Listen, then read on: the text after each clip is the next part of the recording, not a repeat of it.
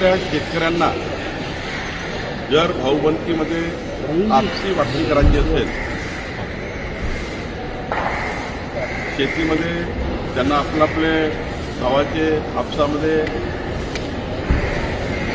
वाटणी करून त्याचं रजिस्ट्रेशन करायचं असेल तर आधी तहसीलदारकडे जाऊन आपसी वाटणी प्रक्रियेला मान्यता घ्यावी लागते.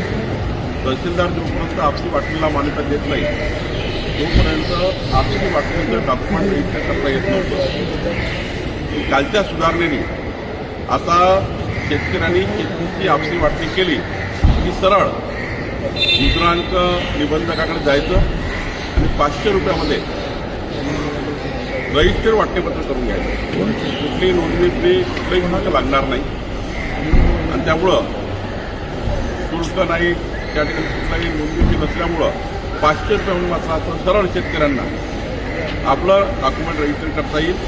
तहसीलदारकडे जाण्याची मात्र आता गरज आहे. कधीपासून याची अंमलबजावणी? कालपासून अंमलबजावणी सुरू झालेली आहे.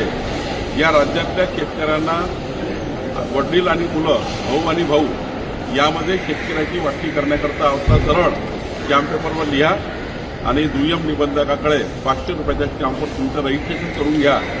रजिस्टर डॉक्युमेंट होईल. तहसीलदारकडे जाण्याची